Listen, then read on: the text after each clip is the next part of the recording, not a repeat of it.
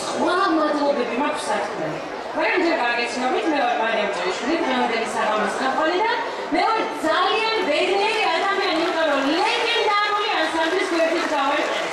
ეგეთი ადამიანი არის ამ ყოველთვის ხელმძღვანელი და ეს არის თორნიკე გელაშვილი და უხარეთაში დიდი მადლობა თორნიკეს. ნამდვილად. ასევე დიდი მადლობა ირმა ოსტრენკოს, ირაკლი გუდუმაძეს, ანი ყაბანაძეს. ამ ადამიანების თავდაუზოგავი უდიდესი შრომის საფუძველი არის ყველაფერი. ასევე გრძელდება მადლობები, რა თქმა უნდა. და ხო ხედავთ სათქმე ვარ ესეთი მასშტაბური არ ვიცი რამე ყოფილა არა ნამდვილად ეს არის უპრეცედენტო შემთხვევა და პირველ რიგში უდიდესი მადლობა მინდა გადავხატო 92 სკოლის დირექტორს ბატონ მიშა ჩიქოვანს რა თქმა უნდა 172 სკოლის დირექტორს ბატონ დავით ბეგვაძეს და აქ ავიდგებოდით რომ არა საფეხბურთო სკოლა ბაზისუბანი ელბუჯა და შოთა გრიგალაშვილი მადლობა თქვენ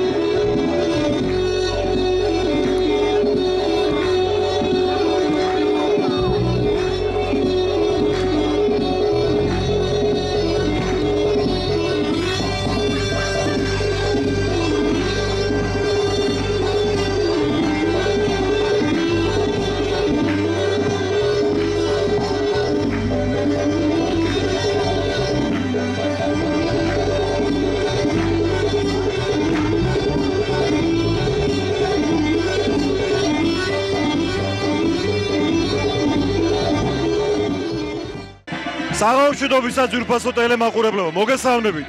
ახლა 2025 წლის 1 ივნისია. ძალიან მაგარ ადგილზე ვარ. ძალიან მაგარი ხალხის საღამოზე. ეს ანსამბლ ლეგენდას ლეგენდარული სოლო კონცერტია. აი აქ ამ უბანში, რომელსაც სახელად ვაზისუბანი ქვია, მოღვაწეობს აი ეს ძალიან კარგი ბავშვების ნაკრები. ანსამბლი ლეგენდა ძალიან ხშირად ყოფილა ჩვენი ტელევიზიის სტუმარი. დღეს მათ ერთ-ერთი მნიშვნელოვანი ნაბიჯი აქვს. სწორედ ახლა სცენაზე სულ რაღაც 10 წუთია დაიწყო ლეგენდას ლეგენდარული ღონისძიება. მათ ანსამბლი ჩაკრლო დაეხმარება და დაუმშვენებს გვერდს. აი ეს მილეთი ხალხი, რომელიც აქ არის შეკრებილი, ყველა ვაზისუბნელია. ან შეიძლება არც არის და სტუმრები არიან, მაგრამ ფაქტი ერთია. დღეს ამ სცენაზე ლეგენდარული თორნიკე გელაშვილის ანსამბლის დიდი დღესასწაულია. მე ვიცი რომ ყველას უყვარს ქართული ხელოვნება. მე ვიცი რომ ყველას უყვარს ის რაც სცენაზე ხდება. ჩვენ თვალს მივადევნებთ იმას რაც ახლა აქ მოხდება და ყველა ერთად დღის ბოლოს ან რამდენიმე საათში ყველა ერთად შევაჯამებთ შედეგს. რა მოგვცა დღეს ლეგენდამ. წამოვყევით და ერთად უყუროთ ამ ყველაფერს.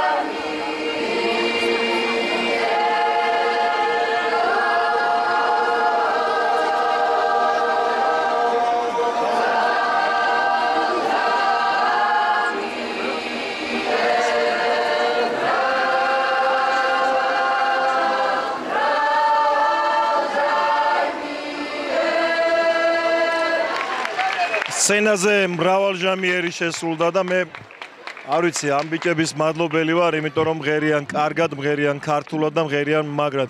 რა თქმა უნდა, კვლავ ლეგენდა და ლეგენდარული სამაია შესრულდება, რომელსაც სხვათა შორის საუკეთესოდ ასრულებენ ლეგენდას ბავშვები.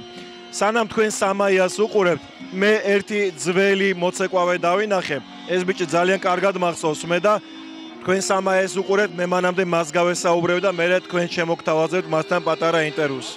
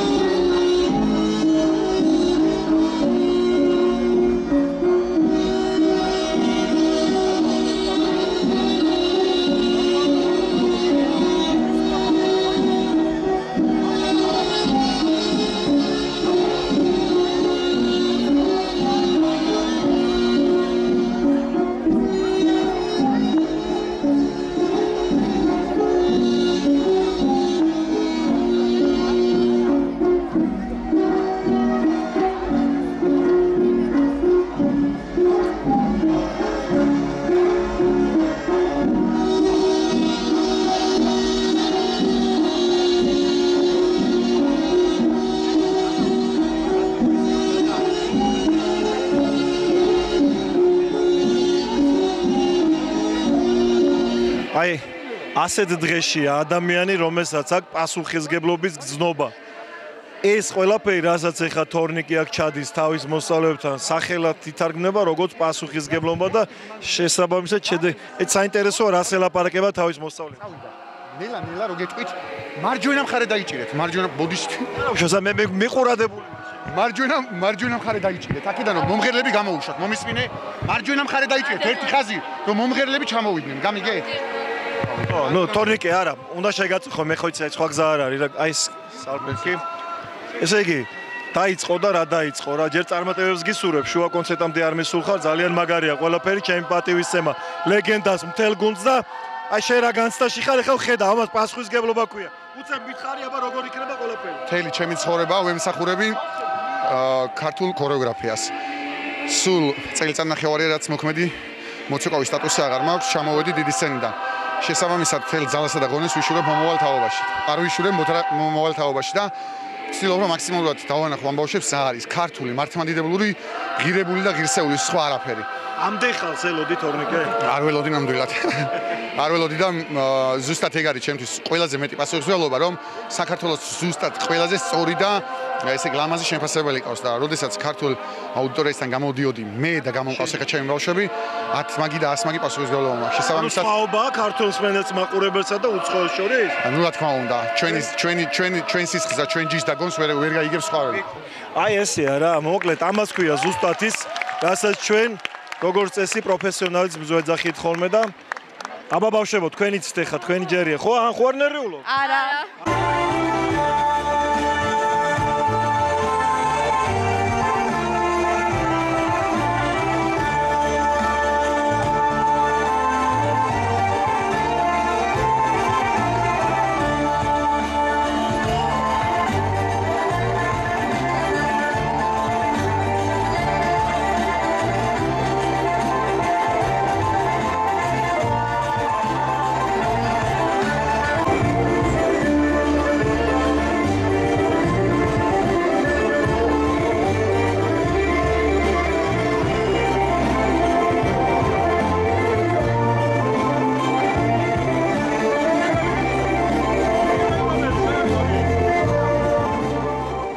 აი ამ ცეკვის ფონზე მე სხვადასხვის გითხარით წეგან დავინახე ის კაცი რომელიც მგონია რომ არ მეშლება და ნიკა არა ხარ შენ? დიახ. როგორ ახარ ნიკა? კარგად თავადობრივად. მე რა სცენაზე მეგონე შენ და აქ რატოდ გახარ? დავასრულე მე. 10 წელი იყავი ლეგენდაში. დიახ, 10 წელი ვიყავი. და შეგძინა რა დაგიყავა? ყველაფერი ჩემთვის ეს ანსამბლი არ იყო მხოლოდ ანსამბლი, ეს იყო ჩემთვის ოჯახი. პირველ რიგში პროფესიონალური თვალსაზრისით ამ ანსამბლში ვისწავლე რას ნიშნავს სცენა და სცენაზე მუშაობა, მაყურებელთან კომუნიკაცია, რა თავარი, რაც ნამდვილად ელაპარაკო, მე მგონი ეხა რო გაგიშვენ ავარდები. აუცილებლად ისე ვარ მონატრებული, რომ აი ალბათ არ ვიცი ყველა პარტიას მე ვიცეკვებდი, მარტომ იმდენად ყველაფერი. რატო დაანებე თავი, რამე სხვა საქმეში? სწავლას მივხევი, ამიტომ არჩევანი აღარ მქონდა. სწავლა ერთ-ერთი მნიშვნელოვანია ცეკვის მერე, რა თქმა უნდა, თუ მანამდე არ. წარმატებებს გისურვებ, აბა შეიძლება ეხა შენ დათქმე შენი მეგობრების ცეკვა. აუცილებლად. ძალიან დიდი. მე აგერ ხედავ ადამიანს, რომელსაც ძალიან დიდი მისია აკისრია და რო არ შეგაწუხო, ეხლა არ შემიძლია. შუა კონცერტში ვარ. ფაქტიურად რა შუა ახლა დაიწყო. აი რა განცდა, რასაც ეხლა ხედავთ, აი ეს ქართველი ხალხი, ვაზის უმნელები, ჩვენი მეგობრები, ჩვენი ახლობლები უსმენენ ქართულ ცეკვას უყურებენ და უსმენენ ქართულ მუსიკას. როგორი განცდა? განცდა არის ასწაული. მით უმეტეს როდესაც ქართველ მაყურებლის წინაშე ხარ და ამდენი ბავშვი არის. ბავშვა დღეს ამდენი ბავშვი წარდგეს და ესეთი ლამაზი ხელოვნება აჩვენო სიმღერა და ცეკვა, ეს არის ასწაული, ეს არის ქართული გენი და საქართველოს სიამაყები არის თითოეული ბავშვი. ეხა ახსენე ქართველი მაყურებელიო, რამით განსხვავდება ქართველი მსმენელი და მაყურებელი უცხოელი მაყურებლისგან? რა განსხვავება? რა თქმა უნდა განსხვავდება, სულ სხვანაირი გემოვნება აქვს, იმიტომ ასეთი პოლიფონი არავის არ აქვს. ასეთი რთული, ასეთი ხელოვნება და ამიტომ სულ სხვანაირად უსმენს ქართველი ვიდრე ნებისმიერ სხვა ქვეყნის მოქალაქე. ეხა სვანურს ეკავენ, ხო? მერე პროგრამაში რა? ეხა სვანურს და სვანურს სიმღერას ვიმღერებ ჩვენ კვირიას ეხლა. ასე აქ თორნიკეს დალაგებული. ასე დავალაგეთ ერთად ჩვენ ეს პროგრამა. ესე იგი, კარგი ორგანიზატორიც ყოფილა თორნიკე, გარდა კარგი მოცეკვავისა.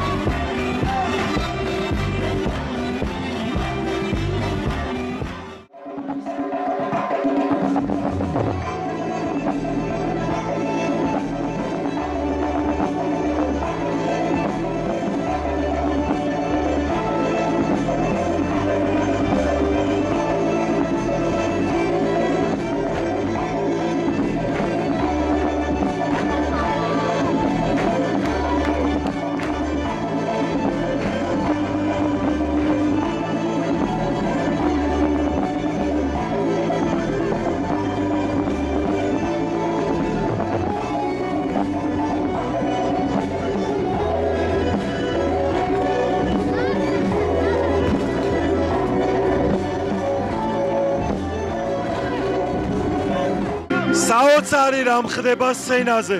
და ეხლა ნახეთ, ანი მასწავლებელიც როგორი ბოდიში უნდა გაგაცინო. აი ხა რაც ხდება სცენაზე, ამას ელოდი? არა, არ ველოდი და ამ ხელაში რომ მაგაკ ჩადებული ამას. ემოციებში ისეთ ვერც კი ვაზროვნებ, ვერ ვლაპარაკობ. ერთობით მაყოფილი ხარ. კი, ძალიან. ყველაფერი მიდის ისე როგორც მაგაკ. კი, ნამდვილად. წინ ნახევარი კონცერტია, წარმატებებით. აუ, ძალიან დიდი მადლობა. უხარნერულო. პატარა წარმატებები, კი, ძალიან. ემოციებში ვარ ძალიან, ვერც კი ვაზროვნებ ისე.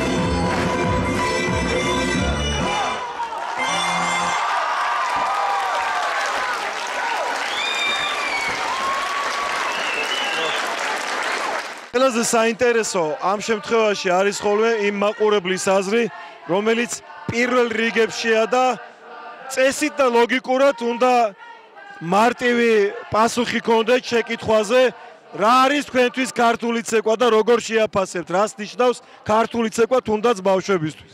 უმაღლესი დონეა. ძალიან მოგწონს. კი ბატონო.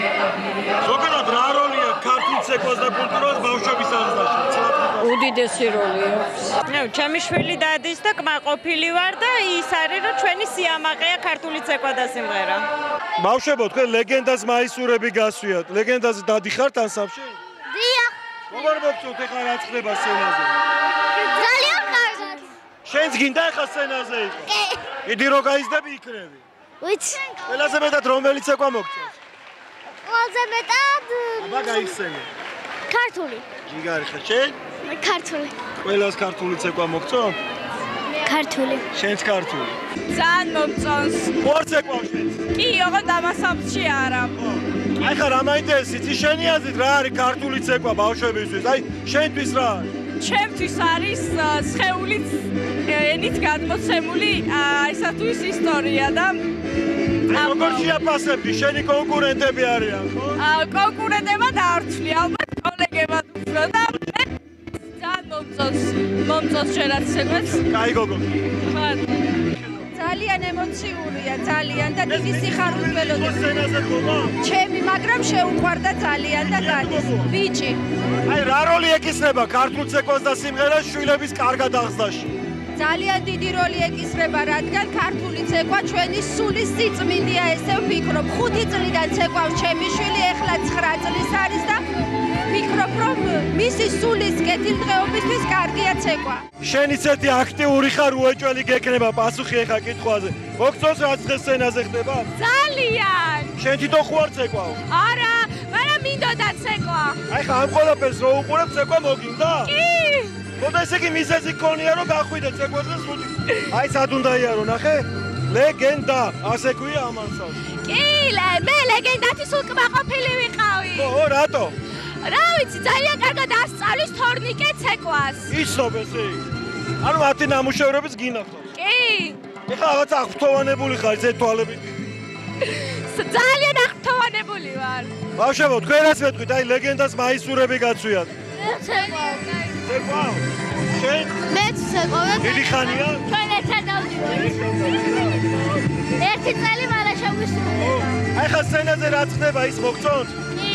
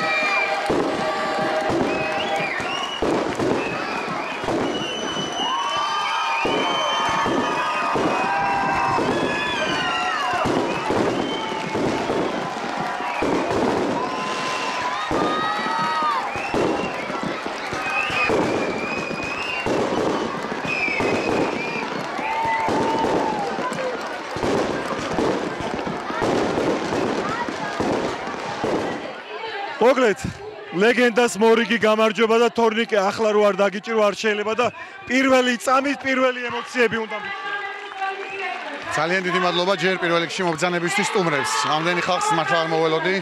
უღრმესი მადლობა მშობლებს, რომლებიც ასეთი კონცერტი ძალიან გვერდში დაგვიდგნენ.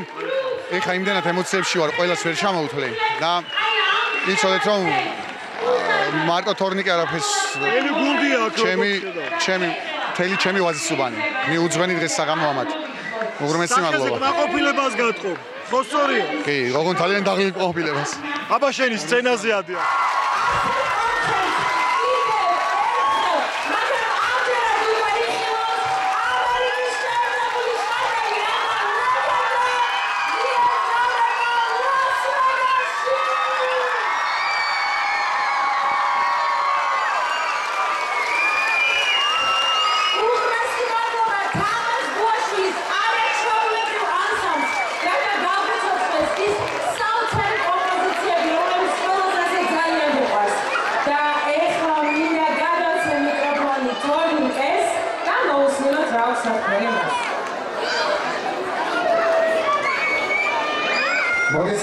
მოგესალმებით, ჩემო სუპასტარო ისევ მე ძალიან ბევრი ვაპარაკებ. დავიწყებ მადლობით. უღრმეს მადლობას მოგიხდით სიყვარულს, გულშემატკივრობისთვის, მობრძანებისთვის, გაფასებისთვის და ძალიან დიდი მადლობა მინდა მოუხადო დღევანდელი დღის გმირებს, ჩემს ვიფასებს, ჩემს შრომელებს. გამიმარჯვოთ. უღრმესი მადლობა. დიდი მადლობა მშობლებს გვერდში დგომისთვის, თქვენი შვილების ანსამბლის. ბრავო შამიერ, საქართველოს!